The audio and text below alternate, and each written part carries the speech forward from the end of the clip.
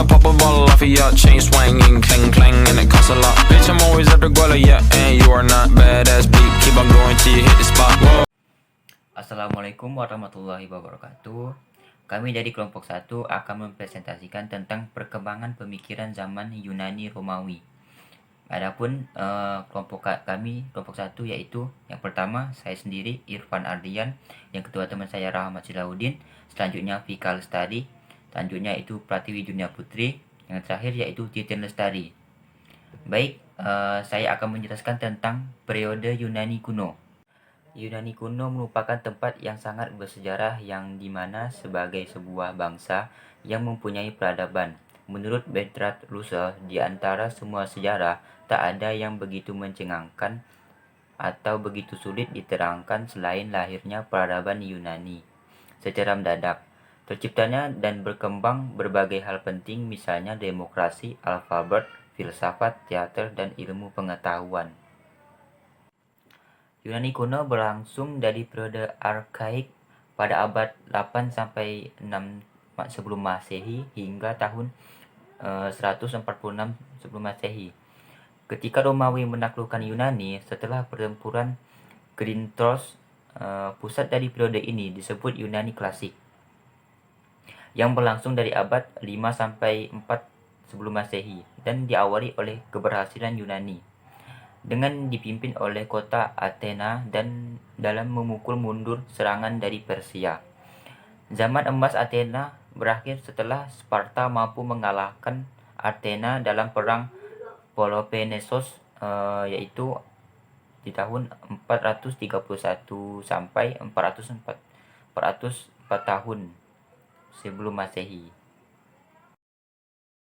Perkenalkan, nama saya Pratiwi Junia Putri. Nah, di sini saya akan menjelaskan tentang perkembangan pemikiran Sokrates. Sokrates lahir di Athena dan merupakan generasi pertama dari 3 ahli filsafat besar dari Yunani. Diperkirakan lahir dari ayah yang berprofesi sebagai seorang pemahat patung dari batu yang bernama Sophroniscos, sedangkan ibunya bernama Peiniret dan istrinya bernama Xanthippe, yang dikaruniai oleh 3 orang anak. Sokrates yang bagi pemikiran barat adalah metode penyelidikannya Elenkos, yang banyak diterapkan untuk menguji konsep moral yang pokok.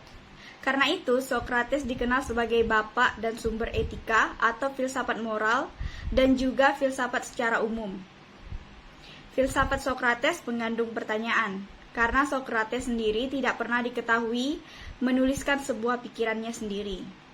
Apa yang dikenal sebagai pemikiran Sokrates pada dasarnya adalah berasal dari catatan Plato.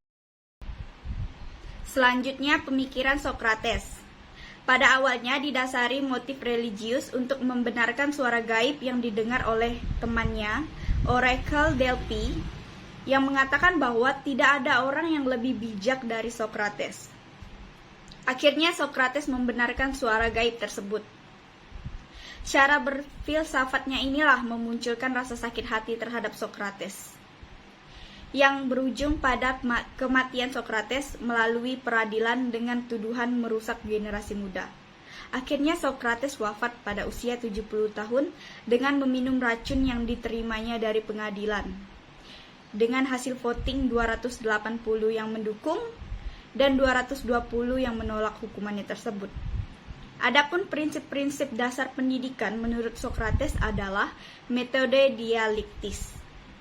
Tujuan pendidikan yang benar menurut Sokrates adalah untuk merangsang penalaran yang cermat dan disiplin mental yang akan menghasilkan perkembangan intelektual. Demikian penjelasan dari saya, selanjutnya akan dilanjutkan oleh teman-teman saya. Perkembangan pemikiran Plato. Plato adalah filsuf dan matematikawan Yunani. Plato penulis Philosophical Dialogus dan pendiri dari Akademik Platonik di Athena, sekolah tingkat tinggi pertama di dunia barat. Ia adalah murid Sokrates. Pemikiran Plato pun banyak dipengaruhi oleh Sokrates. Menurut Plato, negara ideal menganut prinsip yang mementingkan kebajikan. Plato beranggapan munculnya negara adalah akibat hubungan timbal balik dan rasa saling membutuhkan antar sesama manusia.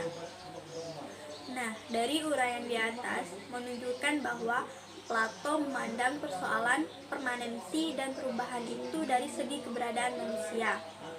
Plato menegaskan bahwa yang serba berubah itu memang ada dan tidak dikenal oleh pengamatan indrawi. Nah, sedangkan yang tidak berubah atau permanen yaitu ide-ide yang dikenal oleh akal. Oleh karenanya ada dua bentuk yang ada atau realitas, yaitu bentuk yang dapat diamati yang senantiasa berubah dan bentuk yang dapat diamati yang tidak berubah. Hubungan kedua realitas itu bahwa yang tampak merupakan pengungkapan dari yang tidak tampak. D. Aristoteles. Aristoteles merupakan seorang filsuf dari Yunani dan juga murid dari Plato, sekaligus guru dari Alexander Agung. Ia menulis tentang berbagai subjek yang berbeda termasuk fisika, metafisika, logika, retorika, politik, pemerintahan, biologi, dan zoologi. Negara menurut Aristoteles diibaratkan dengan tubuh manusia. Negara lahir dalam bentuk yang sederhana, kemudian berkembang menjadi kuat dan sederhana. Setelah itu hancur dan tenggelam dalam sejarah. Di bidang pendidikan, menurut Aristoteles bukanlah soal akal semata-mata, akan tetapi soal memberi bimbingan kepada perasaan-perasaan yang tinggi, supaya mengarahkan diri kepada akal, sehingga dapat dipakai guna mengatur nafsu-nafsu. Menurut Aristoteles, untuk memperoleh pengetahuan harus lebih dari binatang-binatang lain berdasarkan kekuatannya untuk berpikir, mengamati dan menganalisa struktur dan organisasi yang ada. Oleh karena itu, prinsip pendidikan menurut Aristoteles adalah pengumpulan serta penelitian fakta-fakta suatu pencarian yang objektif akan kebenaran sebagai dasar dari semua ilmu pengetahuan. Baiklah, saya akan menyimpulkan materi yang telah disampaikan oleh teman-teman saya. Yunani kuno tidak diragukan lagi merupakan salah satu peradaban yang paling berpengaruh dalam sejarah umat manusia dan berkembang berbagai hal penting, misalnya demokrasi, alfabet, filsafat, teater, dan ilmu pengetahuan.